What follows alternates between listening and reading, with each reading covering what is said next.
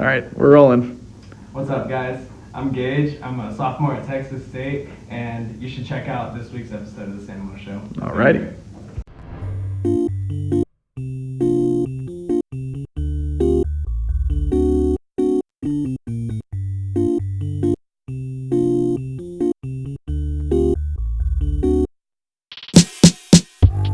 What's up, Sam Martians? Welcome back to the Sam Mo Show. I'm your host with the Sam Most, Cleveland. Joining the show today is the newest member of KTSW, a mass communications major here at Texas State. Please welcome Mr. Gage Sutton. Gage, welcome to the show. Man, how you doing? Hey, thanks for having me. I'm doing really good. How's your week been going?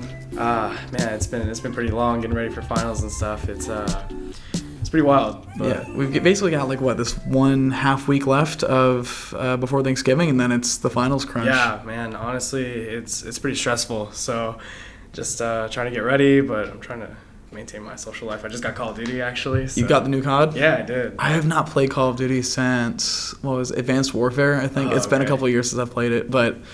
Is the new one any good? Because I've heard that it's gotten kind of formulaic. It's pretty good. The only problem I'm really having with it is that the spawns, man, they're just bad spots. They're really crazy. Like you'll spawn right in the middle of the other enemies. Oh, seriously? It's an okay game though. Yeah. It's worth a shot. Yeah. So you're a mass communications major here, right? Yeah, I am. So what's that like?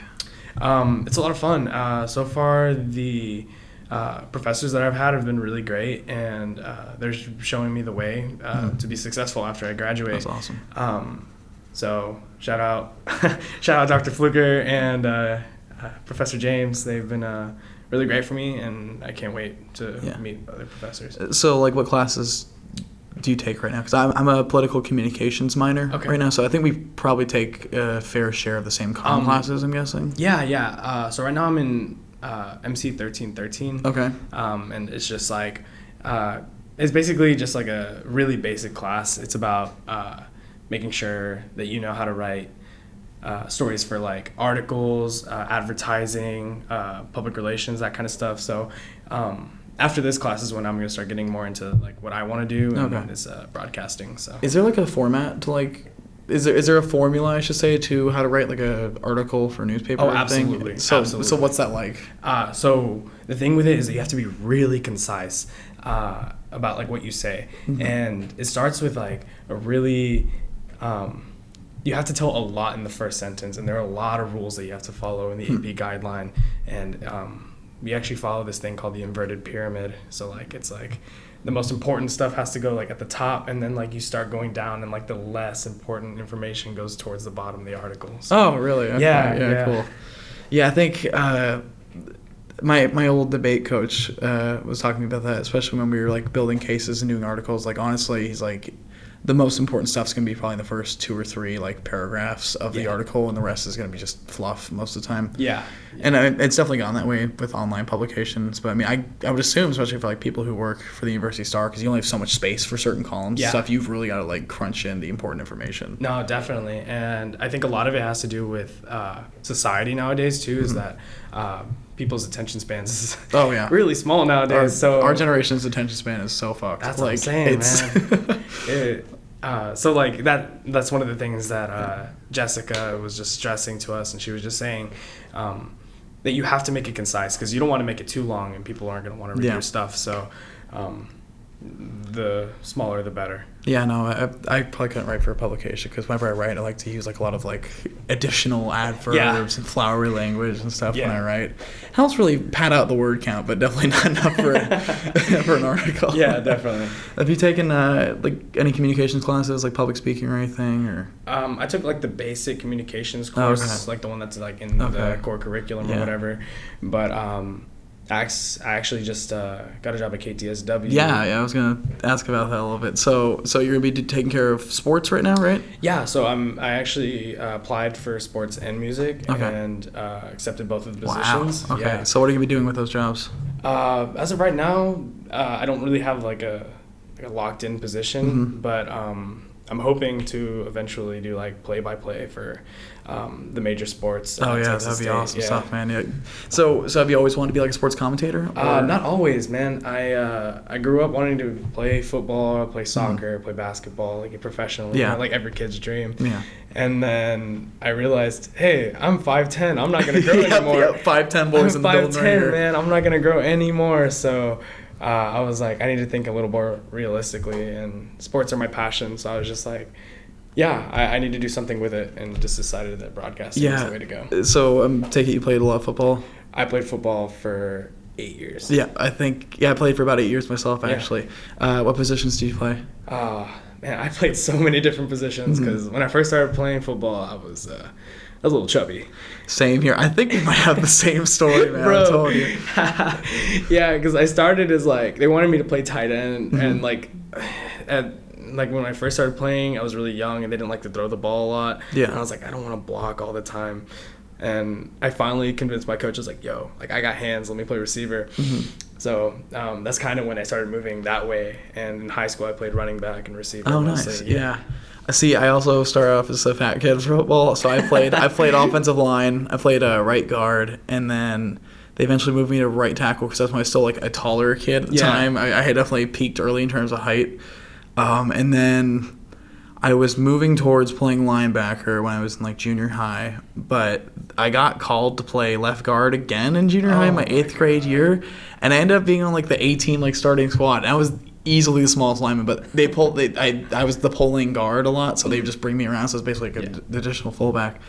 I did that for freshman year of high school too, and then I started playing defensive end and tight end. Okay. And funny enough, I also wore number 87. I see you're wearing that Jory Nelson shirt. But so after my sophomore year of high school, I stopped playing because I wasn't the biggest fan of the coaches at Clemens. I mean, obviously, whenever I decide to leave, the program gets really good again. But I mean, they're obviously accomplished coaches and stuff. But it's just for them, like football was like a lifestyle for you. You had to like eat, breathe, piss, and shit football all the time. Yeah. And I love the game and the sport of football, but I could not do it 24/7 like that. Like it became a chore eventually, and I was like, a game shouldn't become like that. Like obviously, if you're not having fun anymore, you need to stop playing. Yeah.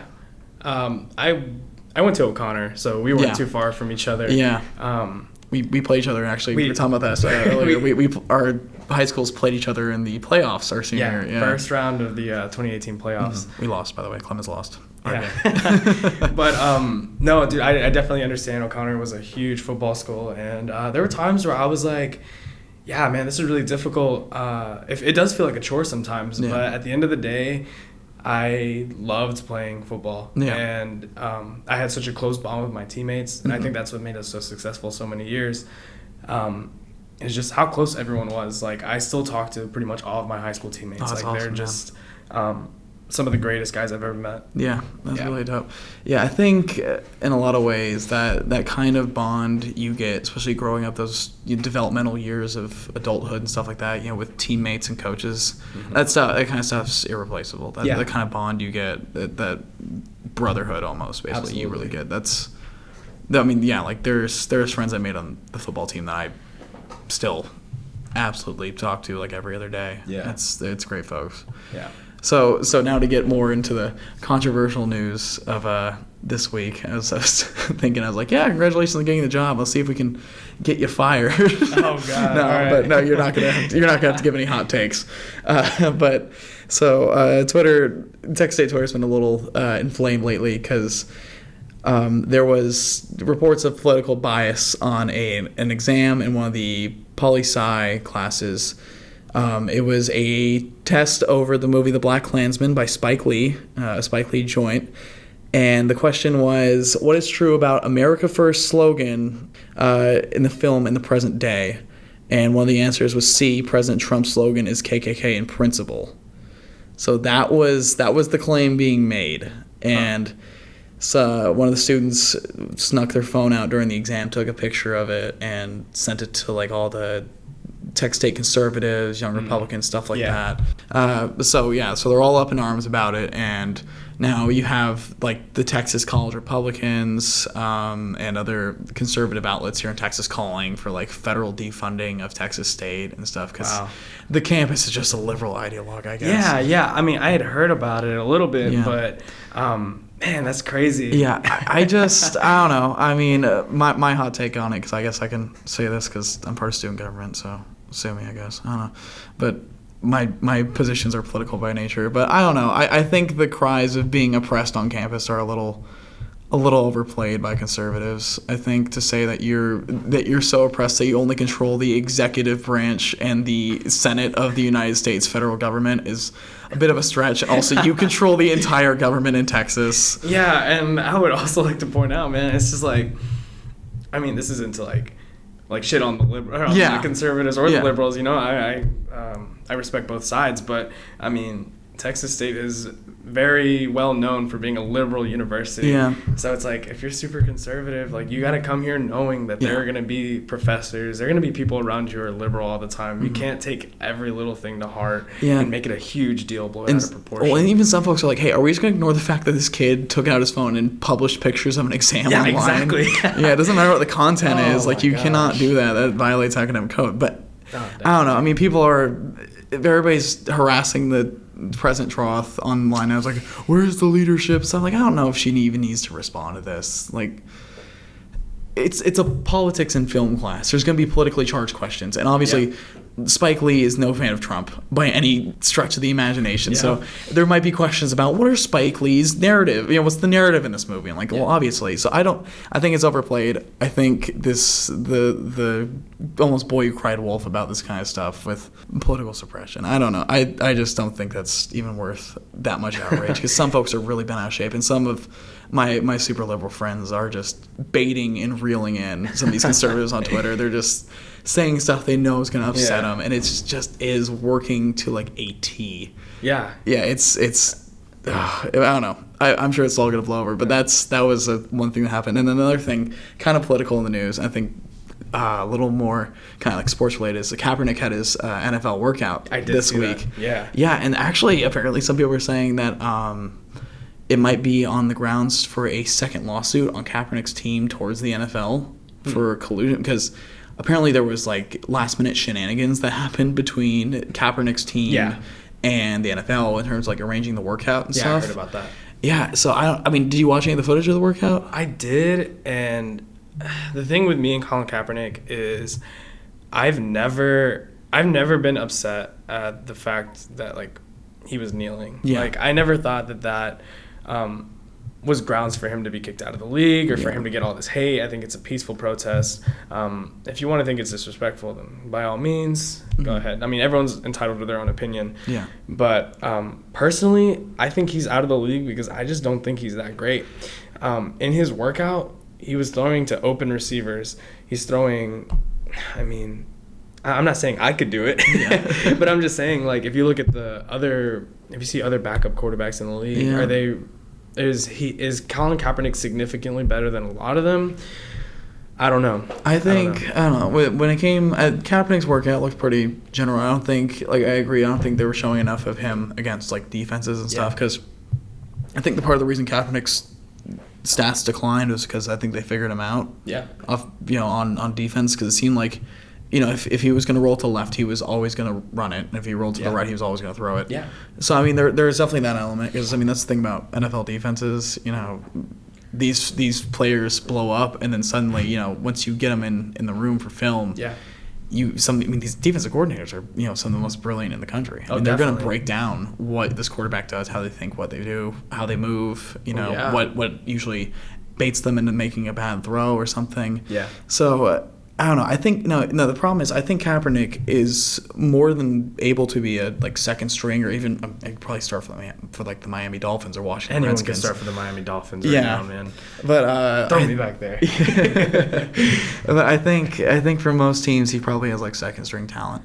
But understandably, I would get not wanting to necessarily bring that attention around a second string quarterback. That's why I think Tebow left the league so early too. Yeah. Because Tebow was on the opposite. He was kneeling, but he was kneeling to pray, I guess. Yeah. But he had so much media hype and attention around him. I mean, the second the starter throws an interception, people are going to be chanting to bring in Tebow. Yeah. You know, I don't think Tebow was a super impressive quarterback either. No, definitely not. And, I mean, the thing is, there's so many players that if you're like a superstar and you were like to kneel and stuff, that's why Eric Reed still has a job, because I mean, he's a considerably talented player. You saw the thing, right, where he was accusing the NFL of like air quote randomly drug testing him a whole lot. Yeah. That was, he got randomly drug tested like 6 times in one season. And now Le'Veon Bell's saying that too. Yeah. He said he got drug tested like 6 times in like 4 weeks or something. That's some sketchy stuff, man. Yeah. Roger Goodell's got to go. I don't know. The league under him is always, it's just been a mess.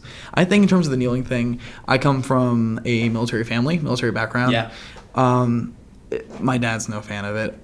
I've definitely grown up with a lot of respect for the flag and the country and what it represents. But also, I think it is kind of hypocritical to say that, hey, you must stand and you cannot express yourself freely for this flag that's supposed to represent freedom of expression and protest. I'm like, that doesn't work out. Like this, that flag stands exactly for the right to do what Kaepernick's doing. Yeah. And personally, I'm never probably gonna kneel for the anthem or for but that is absolutely somebody's right to. No, exactly. I don't know. People are getting like once again like unreasonably upset about it. I think.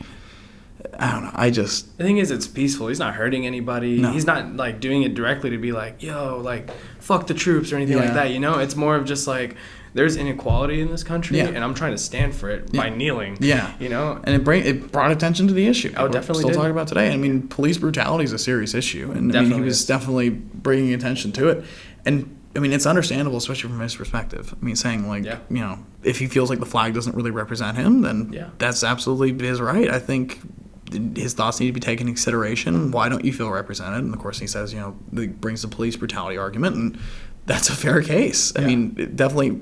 I think that's one area that really could use improvement. If we're trying to fix the divide in the country, I think you need to restore people's faith in law enforcement. Because I don't think police by nature are bad. But I don't think so either. But I think individual bad actors definitely do. A police officer could do 100 good things and barely makes any news. But I mean, the second one police officer does something shady, or even God forbid, far worse, and assaulting somebody who just got arrested, I mean, that's going to take the news because one, it sells, but two, I mean. Yeah, it's an awful thing. And my thing is, I think regardless of where you stand on the police issue, they need to be held accountable for when they make mistakes like that. Whether it was a mistake, from fear or something like that, which in most cases they shouldn't be afraid. But in other cases, if it was, especially if it was racially motivated, one, I don't think they should get paid leave for any of that. Some of these guys get paid leave. Wow. Well, like if they assaulted somebody and it's pretty clear from the police evidence. Yeah, they get paid leave while they're under investigation. And of course, then the people who litigate this stuff are also police officers, and they're connected to it, so they're very sympathetic to the cause. And I think the folks who are unproportionately minorities who get in these police assault cases hardly get any kind of representation for it.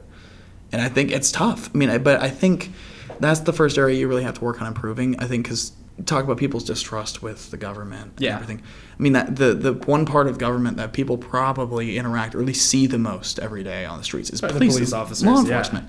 And so I think one area, and it sounds dumb, but this is just me being a psychology major thinking if the police maybe dressed more civilian, if they had, because you see it what they wear now. They wear, these bullet vests and have all these different pouches, compartments. It looks very military. Yeah, you can tell. And so, what if they went back to, the 1970s kind of style? Which, I'm not saying 70s were a great time for police officers at all. but that kind of, where it's, like a dress shirt, tie, and a hat. It still looks very professional, but it's not so much this black, militant uniform. It looks more just like a professional, like a business person or something. I've never thought about that. I think, of course, there have to be precautions. You probably have to have clip-on or break-off ties or something because you wouldn't want somebody to use that against them or grabbing it. But I think that's something where, because I just think that initial even confrontation when you see somebody who is vested and armed completely like that can be very intimidating for somebody who already is very much afraid of the police. Yeah. So I think if they at least, I mean, of course, if it's going to be a SWAT call or something like that, you get on a different uniform for it. But like when you're just pulling people over for traffic violations or you're just monitoring an event, I don't know why you need to be so heavily armored. Of course, I mean, I'm not a criminal justice major, so maybe they could give me a better explanation for that. But I think that could be an area that could maybe get some improvement or worth looking into, maybe revamping police uniforms, making them less dark, a little more civilian looking. Yeah. I don't know. That's just my 2 cents. I'm sure somebody's gonna write to me after this. Like, that was the dumbest opinion I've ever heard. I'm like, look, I am liberal arts for a reason, man. I mean, that's an interesting take. I've never thought about it like that. But I mean, now that you say it, it's just maybe something that we should consider. Because honestly, I know that people's appearance can really make a difference on what you think of them. Yeah, I mean, before they say anything to you, you already see them walking up. Yeah, you see them walking up, and I think if they look a little more approachable, like, people won't be. But it's hard to say that because there's already such a stigma against cops. Like, I mean, I don't think a uniform. That fear is baked in for a lot of folks, and understandably so. But I don't know, it might be something worth doing. I mean, I think another thing too is we're probably going to need better folks in law enforcement. I mean, I don't know what you could do to make relief student loan debts if you do a couple years on the force. I don't know, but I think if you get folks who are more, from a wider background group, because most cops like either have like prior military experience or their family, it's like a family thing. Yeah. And so I think if you get more outside experience, more people, I think if you get more local folks policing local folks, that can also help a lot. Because some of these folks come from either like inner city groups, and then once they get older, they move to like suburban areas, which can create problems in themselves. Yeah. But I think if you get folks who like know the community, they know members, they know areas of town really well, I think there's going to be more understanding between the officers and the people. So I think overall, I think the police officers do a majority good. I think they do a lot. Fair. I don't think that's too much of a controversial opinion, but objectively, they are not held accountable for some of the slip-ups they make. I mean, the slip-up is a very light way of putting it, but I mean, I've seen plenty of cases. I think body cameras are one way that we can start doing it. It's just a matter of actually using that evidence against the officers. That's a fair assessment. Yeah. Because I mean, there have been times where police officers have literally shot somebody in a traffic, for getting pulled over for a broken headlight, and they get shot. Yeah. And either their defense whole. The one I'm referring to the most is the Ains case. I don't know if you've heard about this at all. It was in Minnesota. I don't think so. I've had something similar. Like, I have a friend who had like a run-in with a police officer like that. Not herself, but like her older sister. And it was just one of those things, like one of those like misunderstandings where she'd gotten shot, and she got shot. Unfortunately, she died. Yeah. Oh my God. Yeah, it was really rough. But one of the things, the first thing I asked was like, "Where's the body cam?" You know, like I need to see, because the thing is, like, if she wasn't causing harm to anybody, then, like, if she wasn't doing anything that wasn't illegal, then I mean, you know, that was totally out of. Dude, I'm so sorry, man. No, I mean, dude, honestly, it was my friend, a close friend of mine, and I was just trying to help her through it, and it was a really difficult time, but I think I gained a lot of perspective about police officers after being around for that. I would imagine. Yeah, but the case I was talking about was the Ains case in Minnesota. Black gentleman, and I think either his girlfriend or his wife, and then they had a kid in the back seat. He gets pulled over for a broken taillight. Oh, I think I've heard about this. The officer shoots him 5 times in the chest. Yes, I heard about it. After he says reaching for his wallet. And I mean, mind you, this officer was, because the part too that was kind of a curious part, the officer was Asian. You know, so I mean, that's wild. Well, and I've seen people on Twitter, and I agree with it. It's less of a black-white issue. It's a black-blue issue. It's definitely relationship between the stigma between communities of color in general and then police in general, kind of that stigma and the unsteadiness. But so basically. And the thing was, I thought video evidence from both the dash cam and the body cam, quite blatantly, I thought the officer was at fault. But what upset me the most was his excuse in court, or his explanation. He said he smelled marijuana coming from the car. And so his thought process was this: if the driver disregards the life of himself, his wife, and his kid so much that he would drive under the influence of marijuana, mind you, nobody even knows for sure if he's high or not. Yeah. But so saying like, oh, he must not have regard for anybody's life, so why would he care about mine? So I put him on edge apparently. And so. What? Yeah. So that already. I wish you guys could see my face right now. Yeah. Yeah. But so then you go further into that. You think, okay, fine. Let's say, just for the sake of argument, you're right. So then why would you fire 5 rounds in the car? Absolutely. Where the kid is? Yeah. 5 is because totally unnecessary. Because you are so concerned about the life of the kid and the wife. No, you fire directly in their line. Yeah. Yeah. So and of course, ending up just transferred to a different department. So that's the accountability aspect that really needs to be taken into account. And aren't cops trained not, like, they're trained to shoot, not to kill, correct? Like, they're trained to, like, just injure. And the thing is, he's in the car wearing a seatbelt, I'm assuming. Yeah. He can't move. And he even said, I'm going to reach for my wallet now. And then he said, don't do it. He started yelling at him. He's like, what's the matter? And then, like that. What? It just, went 0 to 100. That's crazy. Officer didn't even get any kind of punishment for it. I think I remember seeing that in, there's actually, XXXTentacion did a music video. It was the Look at Me music video, but then it transferred into his song Riot, and it had like a bunch of like portrayals of like the police brutality thing. Wow. So I think that's where I remember seeing that case that you were talking about. Yeah. I mean, he got pulled over for a broken tail light. It wasn't like he was driving erratically or anything. Yeah, man. That's crazy. Yeah. No, but I guess to kind of tie things back to the Spike Lee thing, because that was the other one. Because I was looking, because it was like a picture of the entire page. I was looking at some of the other questions that were asked. I was like, how does the movie end? It was like, oh, and they have ABC. One of the ones was, the correct answer was, I thought the ending was really good. Because, have you seen The Black Klansman? I haven't. Oh, it's a great movie. Listener, if you're looking for a good movie to watch, especially in this political climate, it's a really good one. But, so basically, really good ending, to the movie. But then I guess spoiler alert, the main character beats the KKK. I don't know what you spoilers. Right. Spoilers if you weren't expecting that from a Spike Lee movie. Hey, he gave you a little bit of time too. Yeah, so you had time to go, but beats the KKK, and then you think, oh, good ending. But then Spike Lee ends the movie with footage from Charlottesville of the riots and the Nazi flags and stuff waving, because he had an entirely different ending planned, but he decided to scrap that and say, no, we're just gonna end on this. That's wild. Because you think that's the 70s. I'm so glad the time's behind us and stuff. And then he's like, this happened this year. That's wild. In our country. Yeah, so I thought that was a really powerful ending too. So because I didn't know what movie, because it wasn't explicitly talking about what movie the film was over, but I was kind of looking at the questions like, oh, I've seen this movie, right? Yeah. And I was like, cool, I know exactly. And I was like, yeah, that's a fair question in my opinion, because that's heavily in the narrative of the movie. Oh, definitely, definitely. I don't know. There's so much going on politically around here, but. No, definitely. Oh, man. Well, hey, we're going to take a quick break here. All right. And then when we come back, we will talk about some more, hopefully not as controversial topics. All righty, we'll be right back.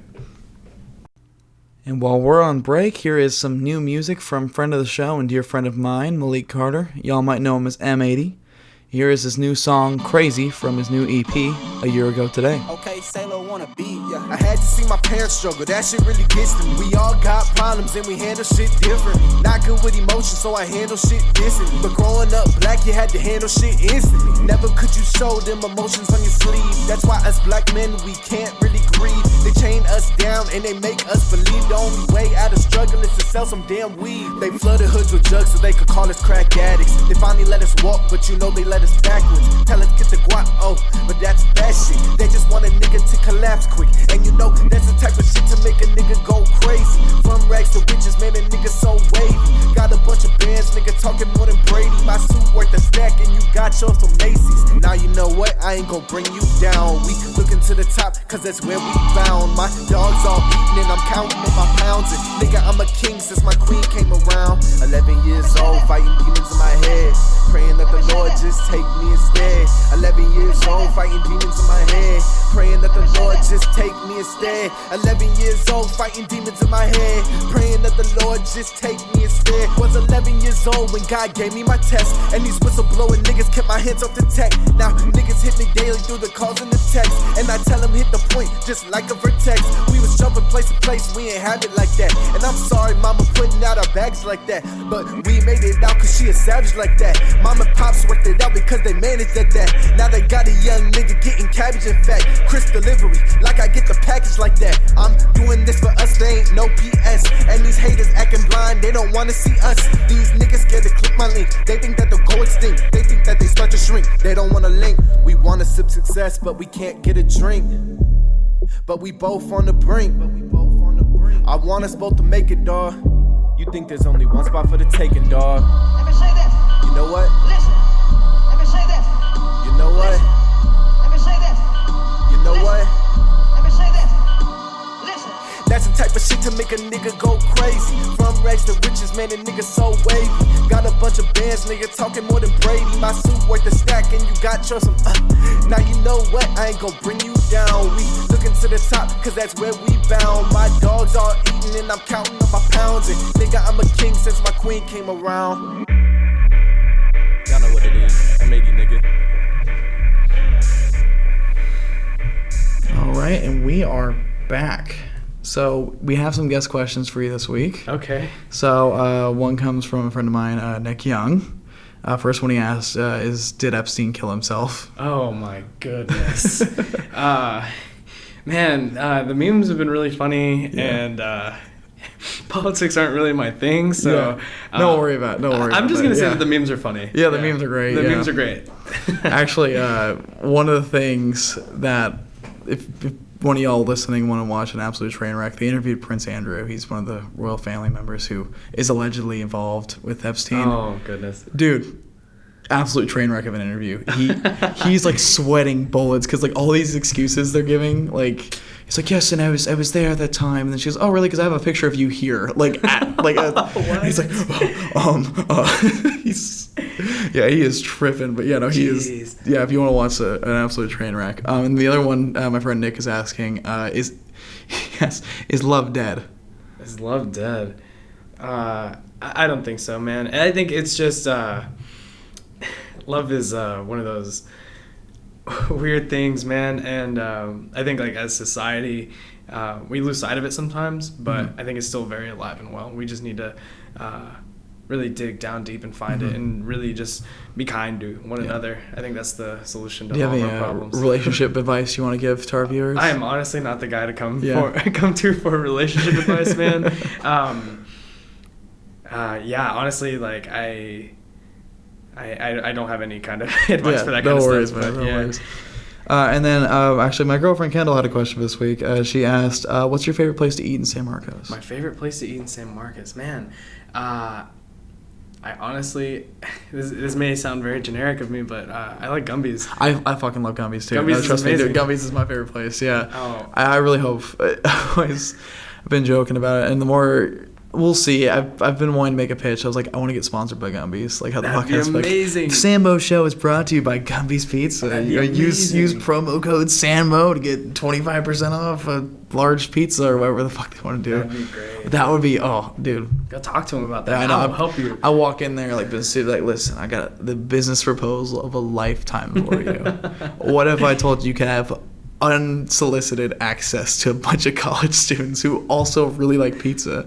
Yeah, I think that would be awesome. I might make a pitch over the winter break because there's gonna be a long time between classes getting done here. Yeah, and the next semester starting out, so I might just be like, hey, can I schedule a meeting with your manager one of these days? Yeah, come with a business proposal, bring in the numbers. That would be such a bad idea, man. Oh. That would, dude. I don't even care how much like kickback money I get from the deal. I just want like sound official. Just like open up with just sponsorship. That'd be cool. Yeah. And then another one I have here from my friend James. It says, "What do you like most about the Green Bay Packers?" What do I like most about the Green Bay Packers? I think one of the things that I like most about the Green Bay Packers, and I'm also a Spurs fan for basketball. Yeah, I think I'm the same way too. Like my loyalty is very like weird because like the Packers for me have been a family thing. Yeah. But like Spurs are San Antonio. That's my hometown. Yeah, that's like always been my so. Well, I'm Texas and Wisconsin, so for basketball, same thing here. I like the Spurs and the Bucks, and then for football, it's the Packers and the Texans. I hate the Cowboys. Yeah, fuck the Cowboys. Actually, I saw your Twitter. Your header is that picture of Aaron Jones waving goodbye to I love that picture. But I think what I like about pretty much all the organizations that I root for personally is that they're just so classy. You really don't see a lot of players at all with the Spurs, and for the most part with the Packers. You don't see any of them getting in trouble, with the law. You don't see them do really bad things on the field or off the field. They're good, down to earth guys. They do a lot of stuff for the community. And you kind of have to when you're in a small market like that. Yeah, absolutely. So I just like the way all of the guys carry themselves. They have a long legacy of being not just one of the most talented and most established franchises ever, but ultimately one of the classiest. Yeah, I think. No, I hate the Patriots, but the air quote the Patriot way is kind of the same thing. Belichick keeps a pretty tight lock on a lot of his guys. Ship, man. He keeps his ship very tight. There's no shenanigans. He doesn't mess around. Antonio Brown, as soon as he started acting up, gone. Out of there, man. Cut him. He's very talented receiver. Well, Pop's the same way. Yeah. McCarthy's not that way. I'm so glad we got rid of McCarthy. Yeah. And we haven't had any problems with LaFleur yet. LaFleur. But with Pop, it's the same way. Steven Jackson was there for a little while. He was kind of a train wreck, so we shipped him out. Yeah. Same thing with Richard Jefferson. It's just Pop doesn't put up with that. And I think personally, that's what makes a great coach. Yeah. Is that you can get rid of one of your best players because it's if they're hurting the team, the morale of the team. You can't be worried about how talented they are and be I have to keep them because they're really good. It's if they messed up, they have to face the consequences, whether it's suspended for games or whatever, or ultimately getting kicked off the team. Yeah, I think the Spurs have incredible depth too, just because how good of a system Pop has with developing players. I mean, even players who only played for a season or two for the Spurs have so much respect for Pop. Yeah, he's easily one of the best coaches. They're looking rough right now, man. Yeah, they're on 7-game slide right now. 7-game losing streak, and I don't like to question Pop because I think he's one of the greatest almighty coaches brilliance ever. of Pop. Oh, absolutely, man. I was in a room with him, and he's just he's one of the most intimidating guys I've ever been in a room with. You met Pop? I didn't meet him. I never introduced myself, but I did an internship with the Spurs my senior year of high school. Oh, dope, man. And I was really close to to the action. So there was one day where I was inside the room for one of his press conferences. Holy shit. And my mentor at the time was telling me hey, have some questions prepared. And I was just so scared because I didn't want to ask him a question and him totally shit on me. Hi, Coach Pop. My first question is, what's your favorite color? Right, no. I didn't want to ask him anything like that. And I didn't want to ask him is Kawhi, because that was the year Kawhi had his whole thing going on. I didn't want to ask him anything about Kawhi or anything. So I had such a hard time. So I was literally just sitting there lifeless. But let me tell you, as much as he may seem intimidating and mean sometimes, he's honestly one of the most down-to-earth, gentle and nice human beings I've ever been in the presence of. He was a spectacle. Yeah. So I say this without trying to disrespect him, but I'm questioning what he is doing with the lineup right now. Yeah. Marco Bellinelli is playing so many minutes, and he's a liability on defense. He's not making three-pointers. Our defense has been objectively very poor this season. Yeah. Put up last night. Who we played last night? We played. Oh my God, I'm having a brain fart. They played. Let me look it up. Hold on. ESPN, go do your thing. Yeah, honestly. Anyway, they played. Whoever they played last night, the other team scored 138 on the Spurs. We played the Sixers. The Wizards. Bertans was playing. Okay. Yeah. So they put up 138. We put up 136. We as in the Spurs. Yeah. But 136. No, you and I, we put up 136 points ourselves. Yeah, we took to the Cleveland put up 136. And that's why we're asking Coach Pop, what the hell are you doing? What are you doing? Why are you putting these two college kids on the court? But I don't like to question him, but that team is looking a little rough right now. Yeah, but I mean, I don't know. I feel like Spurs fans have been kind of spoiled. We've been so good for so long. Definitely. Yeah. I'm gonna hate to see the streak come to an end, the playoff streak. Yeah. But honestly, I think it's gonna be what's best for this team because. As much as I hate to say it, they're going to need to move on from some of these older guys so that they can start getting DeJounte Murray the minutes he needs. They can start getting Lonnie Walker in the lineup. Luka's going to be really nice coming out of the G League next year. they have a lot of potential. They Yeah. just need to work with it.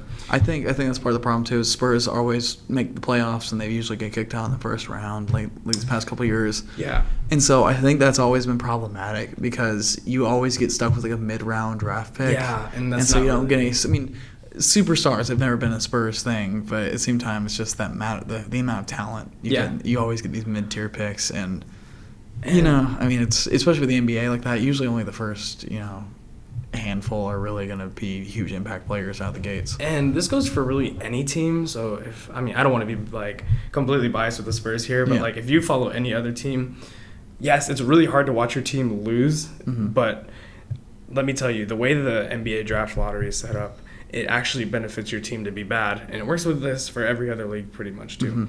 So the Spurs may be bad this year, but they're going to get an awesome draft pick, and they're going to get a really good player. The last time the Spurs had the number 1 pick, got Tim Duncan. Yeah. So I'm just saying, picking high in the draft is not always a bad thing. Yeah. So I mean, that's the good thing, at least with the NBA and stuff, where it's balanced out like that. Like, hey, you do poorly, you're going to get probably the best player in the draft, or at least one of the best ones in the draft. it's like welfare. Yeah. I don't want to get back into politics. I'm just kidding. All right, let's go back into politics. No. No, but and I mean that's what makes fair, and that's kind of in contrast, I think, to college sports, because you have like the good teams just keep getting better. Alabama is going to stay. Alabama's always going to be good. LSU is just going to keep staying great. Auburn, Clemson, all those teams. Because it's you do well, you get these national championships, you get exposure, and the best players want to play on the best teams. Yeah.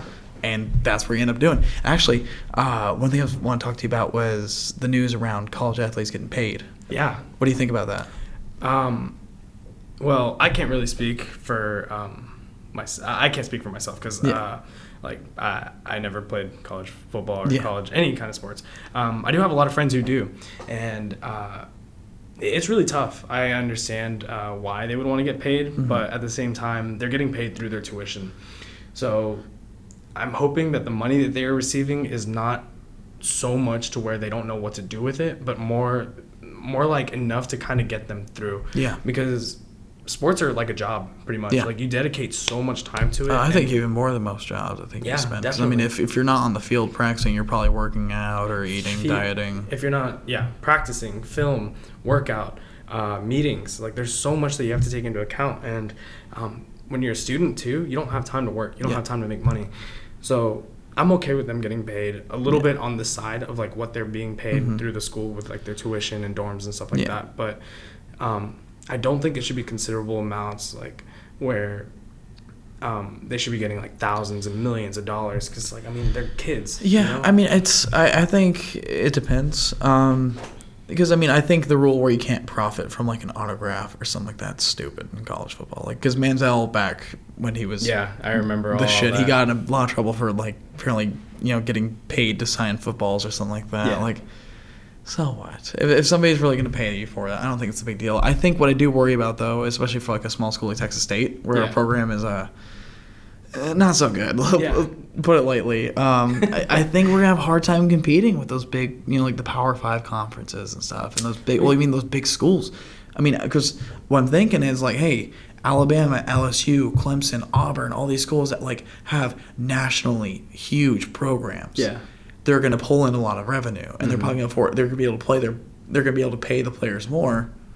And so then that's going to be even more incentive to go to those schools because you can get more money because the program's got more money coming in. Yeah, but I don't think that'll be a problem for Texas State because, and this is not a shot at Texas State football players. I really do think no matter what school you play at, you deserve to be there. Oh, absolutely.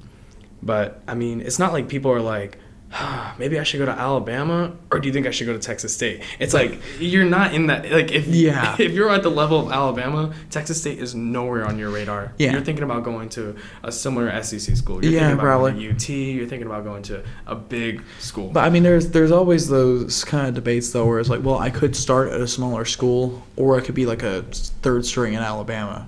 Yeah. Because honestly, I mean, it depends on how they're going to divvy out the pay. Because if every player just makes the same amount of money, they just divvy it out evenly amongst the athletic players, I could ride the bench in Alabama and make a lot of money, make some good money. Yeah. I mean, I'm not sure. I mean, I think for the sake of players playing, I think you'd rather probably play the game than ride the bench. But I mean, well, you also have to look at it in the long term. Like I guarantee you, like even if you're getting money at Alabama, like if you do go to a smaller school and you get drafted, you'll make a lot more money in the pros than you will playing 4 years on the bench at Alabama. Yeah.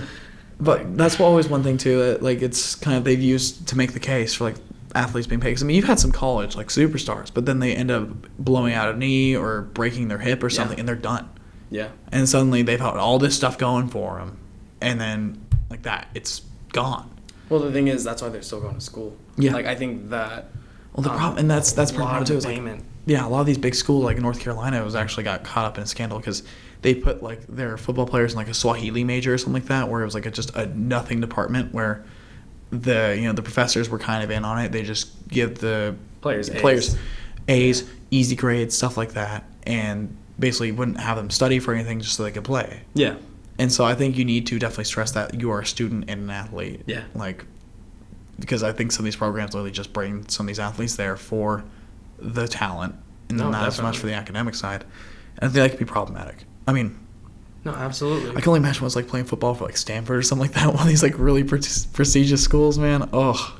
Yeah, I have respect for those guys. And honestly, you look at it, and I think there's a correlation between working really hard in the classroom and being really good on the field. Yeah. Like, if you look at, I'm going to bring up two players specifically, but Andrew Luck went to Stanford, and if he hadn't gotten hurt and retired so early, he probably would have went down as one of the I think his greatest quarterbacks retirement ever. is entirely on the Colts franchise. Yeah, they I agree. wasted him. Absolutely. They refused to get him any kind of protection, and they just let him rot. Definitely.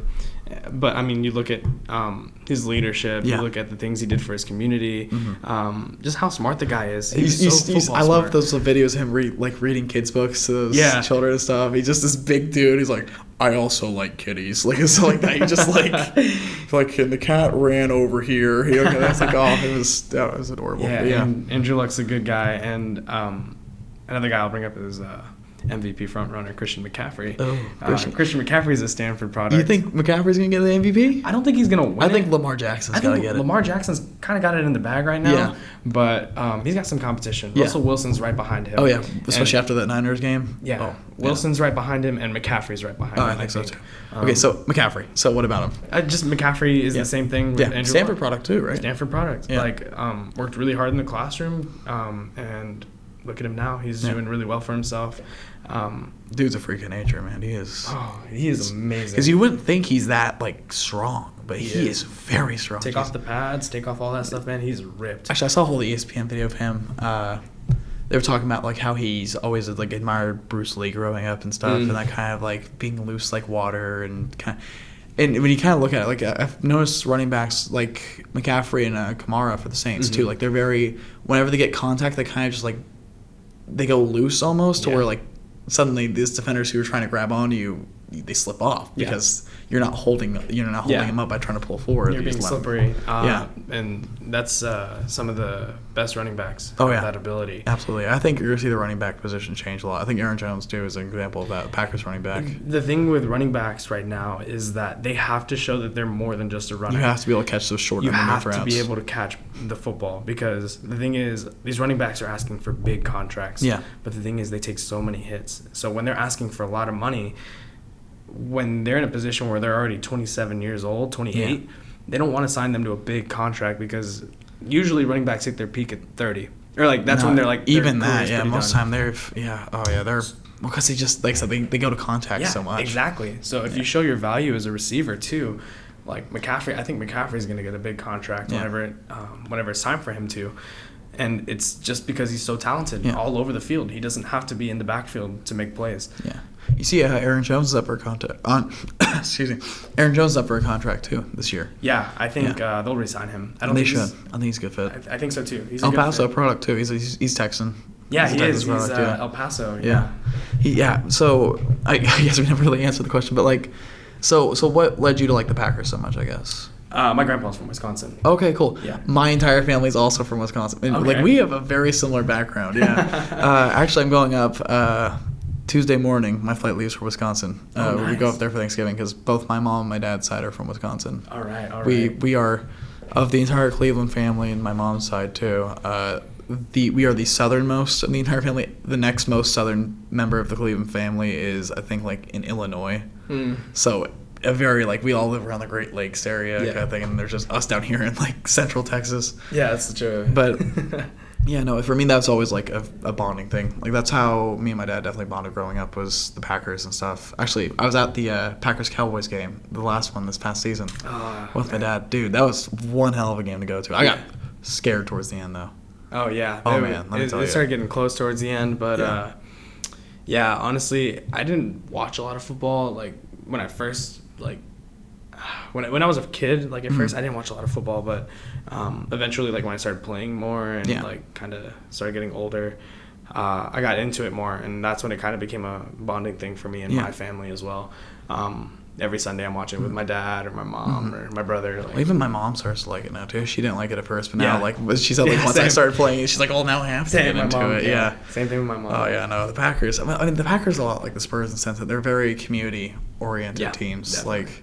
Like, just the history of the Packers franchise is incredible. Yeah, Oh, I exactly. love it so much. Yeah. Have you ever gotten a chance to go to Lambeau Field? I have not. It's Oh. on my bucket list. Yeah, and no, I the tour. definitely- You gotta take a tour, man. It is. Oh, they take you through the old entry tunnel where they still have the original bricking from the stadium and stuff. The old cracked bricks the players have walked through. Oh, it's just, and they play like crowd noise and stuff. That's it's when you're crazy. walking through. Oh, it is so nice. Yeah, definitely recommend a tour to anybody who goes out to that. All right. Absolutely. Hey, so actually, one last thing before we go. I know we were talking about this earlier. We've got to talk music and concert Oh, all right, experiences. all right. Yeah. So, tell me about. You went to Astroworld, right? I did. I went Yeah. to Astroworld Festival in Houston, and it was crazy. Is this gonna be like a yearly thing now? I don't know, man. It was there last year. This is the second year they did it. But honestly, with all the crazy stuff that goes down at that festival, I wouldn't be surprised if they stopped doing it. Because I know they got festivities. Do they have like rides and stuff there? Or Yeah. what? Okay, explain that. So they got like Ferris wheels and like a miniature Scream and all kinds of stuff. But obviously everyone's going there to buy merch and see Yeah. Travis Scott or whatever.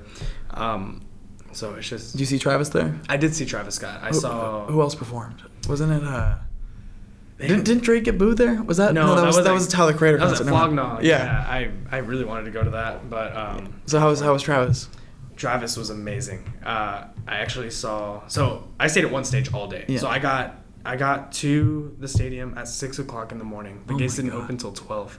Were people already camped out there? People and were stuff? camping out there. Oh like, my but we were like God. one of the first few people Yeah. in line, and people were breaking down barricades, jumping over fences. Holy like people were shit. getting trampled. I felt so bad. I actually like helped a girl up. I was like, "Yeah, come on, I'll save you," and she was like, "Please," and I pulled her up, and it was wild. Yeah. But we stayed at one stage all day, so we had our little camelbacks and we were Yeah. just making sure we're staying hydrated. But we ended up seeing Sheck West. We saw DaBaby, Playboy Cardi, Mm-hmm. Pharrell, Migos, and Travis Scott. Of course, ultimately. Travis Scott. Yeah. And it was a blast. I had a lot of fun. It was definitely a crazy experience. I heard there was like people. One of the girls in my philosophy class actually.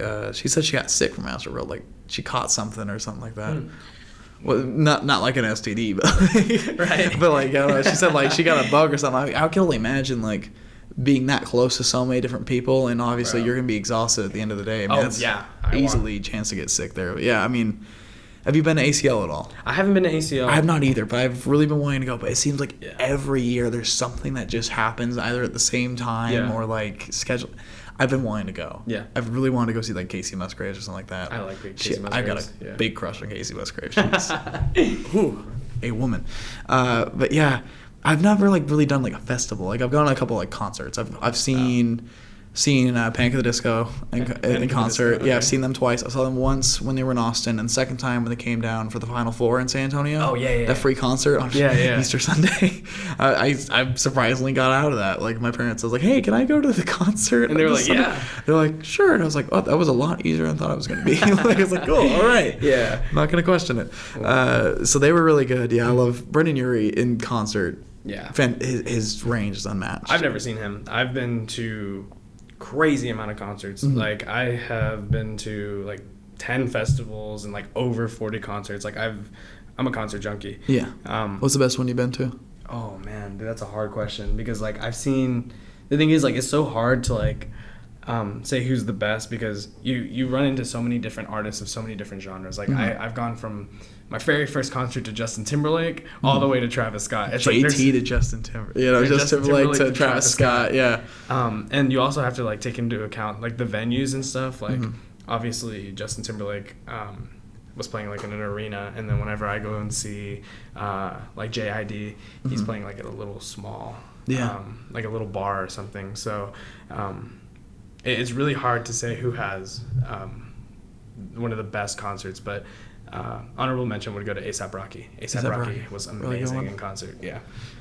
I think it's on Netflix, but I think they did a Travis Scott documentary. Yeah, like I was watching some clips of that one night. Oh man, like those concerts look insane.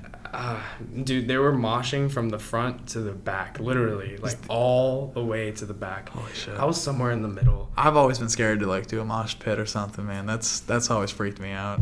Because I had a experience at Post Malone concert last time I went. I was in the pit. It wasn't even like a mosh pit, but Posty would like take one of his towels, he'd like wipe his face, he'd throw it to the crowd. Oh yeah. And this I was talking about. Yeah, I was talking about earlier. I almost broke my thumb doing it because I tried catching it, and so the towel got like draped over my thumb. Oh. And so then this guy starts pulling it. I'm like, my arm's bending all the way, and I can't bend my arm any further. My thumb's about to snap. And I was like, and then thankfully, the guy's girlfriend punched me in the ribs, and so like my arm like went up. Let go of the towel. I let go of the towel, so he got the towel, and I was like kind of pissed, but I wasn't gonna let that like ruin my night. The icing on the cake was the guy like at the end of the concert was like, "Oh fuck, dude, my Ray-Bans," and like turns out they fell off during all that, and he smashed them when he stepped on them. Karma, I was like, bro. I'm like karma. Well, I'm like, perfect karma. Enjoy your sweaty towel and lose your $500 Ray-Bans. Enjoy this like little pun. So yeah, you would like to say that it didn't spoil your night? There you go. You had to do it. I had to. You had to do it to him. Yeah. Do you have a favorite album of the year? Of this year? Yeah, of this year. Let me go through my Apple Music real quick, just so I can get a good look at what's available right now. I don't know. This year I haven't really been like doing a whole lot of album stuff. Okay. I've actually come across this one group called The Midnight. The Midnight. Yeah, they do kind of like EDM-ish techno music. It's weird. They build off this kind of like retro like 1980s aesthetic. Okay. They're really really cool. Like it's nice. It's not even EDM because I guess they sing a lot of music too, but the beats they produce and stuff, it's like usually filtering a lot of like old like news clip footage from like the 90s. It's okay. Weird. Just give them a listen. If it's weird, I will definitely check it out. They're on Spotify. Apple Music. It's called The Midnight. All right, cool. Really cool group. I will definitely check them out. Let me go through the albums. I think The Lost Boy by YB and Cordae easily one of the best ones. Album. Great. I think, and we talked about this earlier too, Lil Nas's 7 EP. Not quite an album, but that was a really good one. Yeah. I definitely bumped that during the summer. Oh man. Yeah. The thing is, I'm just going through it now. Like, there's a lot of good albums. Yeah. I don't. What's your pick of the year? Man, my pick. I'm gonna say two. So along with YB and Cordae, I'm also gonna say there's an album by a rapper. He's kind of coming up right now. His name's IDK, and he just put out an album called "Is He Real?" And it's like an album that tackles religion, and it's put in a way that will leave you shocked. Like it's so good. All the songs kind of tie together. Everything kind of has like a meaning to it. It's one of my favorite albums. And nice. I also started listening to Mac Ayres. Ayres? Yeah, he's an alternative or kind of like R&B alternative artist. He does like a lot of guitar stuff. Yeah. And he's really good. I'll definitely check him out. I honestly, that Is He Real album sounds kind of interesting because we actually, my philosophy class, we just got done having like a whole 2-week discussion about like the existence of God and stuff. Wow. So I'm sure that'd probably be a nice little way to cap it all off, I guess, to like just kind of listen out because, I mean, there's definitely interesting arguments presented by everybody in there, man. Like, there were times where, there are a handful of times I like roll my eyes or whatever, but there's also sometimes where I was like, I really didn't think about it that way, but like when they bring it up, I was like, I gotta chew on that for a minute. Like that's some information I gotta consider. Yeah. I think, I really don't know. When I'm thinking about album of the year, so I'm just going through my. I mean, Thank You Next did come out this year. I'm a huge Ariana Grande stan too. I've seen her twice in concert. Well, Igor came out too. Yeah, Igor. Oh yeah, Igor is definitely Tyler, the Creator. easily a nomination. You've seen all that? People are really upset about the Grammy nominations this year. I'm pretty okay with it. Yeah. The thing is, as long as Igor and The Lost Boy are up there, Yeah. I'm okay. Revenge of the Dreamers is up there too. I'm a big fan of J. Cole and JID, so seeing them get some I like recognition. J. Cole a lot was too. nice. I think J. Cole's he's almost out of his time because I feel like his Yeah. style's very classic. The way he Yeah. the storytelling and stuff that he does is kind of Yeah. beyond, or I guess, I mean, rap's kind of moved away from it, but I still think he's very much kind of in his own lane in the best way. He's amazing. Yeah, absolutely. That's all I have to say about him. Yeah. Just about. Speaking of another artist, this guy's named Wesley Willis. Have you heard about him? Wesley Willis. That sounds so familiar. He did the song Rock and Roll McDonald's. No. Okay. I don't know if you heard that. Never mind. It is an absolute treat if you guys haven't heard it. But one of my friends was talking to me about him. Apparently he's headlined for like multiple bands and stuff. And he's got songs like I Whoop Batman's Ass, Suck a Caribou's Ass, Chicken Cow. Weird stuff. It's some of the weirdest music you will ever hear in your entire life. It's so damn funny. It's All right. There's a song called The Frogs where it's just like this heavy metal guitar and he's just like, the frogs! The frogs! It is absolutely like enlightened listening experience. But Alright. he is absolutely a character to listen to. If you ever have time, you gotta look up Wesley Willis. You gotta send me that link. Yeah, he is. I'll check that out. He is absolutely one of a kind. Was Billy? I guess Eilish's When We All album Fall came Asleep, out Where Do this We year. Go? Also came. I like a lot the- of music came out this year, Yeah. man. Now that I think about it, man. It's like usually me and my brother make a top 5 list. Yeah. But there were just so many good albums this year that I was like, I know. "Man, we might have to extend it to a top 10. Yeah, like there's really been a lot of good music this year. I think the last time music's been this good was probably like, I want to say like summer of like 2016. It's been a few years. I feel like there was like summer 2016 and like the rest of our lives. There are always some gems in every year, but I think I could agree. I think Yeah. like 2016 was one of those. Because like Lil Uzi's album just came out, so when he first kind of came on the scene. Right? Was that when 2016 Uzi vs. World came out? when Lil Uzi Vert's first album came out. Yeah, no, it was like Boy vs. World or whatever it was. No, the one that I really liked was what's it called? Love Is Rage 2. Love Is Rage, And that okay. came out the same night as X's 17 Oh, album. that's such a good album. It is a great album. What year was that? 2017. 2017. I was a senior in high school.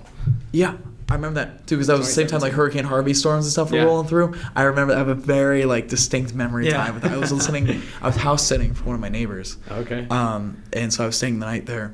I remember I was laying on their couch, and I was just kind of like watching the storm roll in, and like the trees were swaying, and Jocelyn Flores was playing. Oh my god. And that when it dropped like that, like I was just like looking at the trees, like I felt like a physical like reaction of like I felt like my body like sway. It was really weird. I've never had that kind of experience with music before, but that was insane. That's one of my favorite albums. Uh-huh. It got me through some really tough times. Absolutely. And it's just like he put so much emotion into it, and I mean, think whatever you want about him. He's but definitely a troubled guy, that's for sure. he's a troubled guy, but think what you want about him. I think if it weren't for his untimely passing, he probably would have went down as one of the greater artists of our generation. He definitely had a very distinct vision with a Yeah. lot of his music. And man. Yeah, people give music kind of a bad rap lately. I think music's been really good. You just gotta take. There's like I said, like there's been 3 or 4 albums I've been going through my list. I'm like, that came out this year. Like Yeah. it feels like so long ago. But Yeah. yeah, absolutely, man. And I think a lot of old head hip hop fans are like, oh, like we're tired of all this No, garbage. the mumble It's like, rap and it's like whatever. you're listening to the stuff that's popular. There are so many good artists who like totally resemble what you're looking for. Yeah. You just gotta look for them the right way. Yeah. Like you're not gonna hear like your conscious like crazy flow rap on the radio. You're gonna hear Blueface Baby, like that kind of Yeah. stuff, like that garbage. Yeah, Like- don't look for greater meaning inside Mo Bamba. That's what I'm saying. I'm sorry, It's y'all been looking in the wrong place. Yeah, it's like if you're looking for life's message, it's not in Mo Bamba, it's not in Sheck West's music. You got to go somewhere else, bro. Sheck West is a huge Packers fan too, actually. Really? Yeah. I did not know that. I just looked on Twitter. He's like, because it was during like last season where we were struggling. I was like, man, some of these receivers are so washed and shit. He's like yelling. I was like, oh, I did not know he was a Packers fan, but hey, welcome to the club, I guess. Lil Wayne is. Lil too. Wayne is too. Yeah, that's one of those things. God, man, yeah, weird kind of connection that Packers have kind of all around. Yeah, It's definitely. a very big fan base worldwide. Well, man, hey, we are coming up on time already, man. This is flown by. So, anything else you wanna bring up before we sign off here? No, not really. I think first off, I just want to thank everyone who's like retweeting this stuff. Oh yeah, no, y'all, yeah, no. That's one thing I always tell my guests. I'm like, hey, however much the episode blows up is how much you get your friends to promote the stuff. So yeah, definitely, you got good friends shouting you out, man. That's there is some awesome stuff. I want to thank all of y'all who are like retweeting that stuff, and thank y'all for supporting me. That's pretty much it. Anybody you want to shout out in particular, or? Let me shout out the OG Winnie Hut Jr. gang and all the guys I play PlayStation with. Those are the homies too. Oh, yeah. So. PS4 gang. Yeah. All right. Well, hey, make sure to follow us on Twitter at Sam Mo Show if you want Sam more, and I will see you guys in the next one.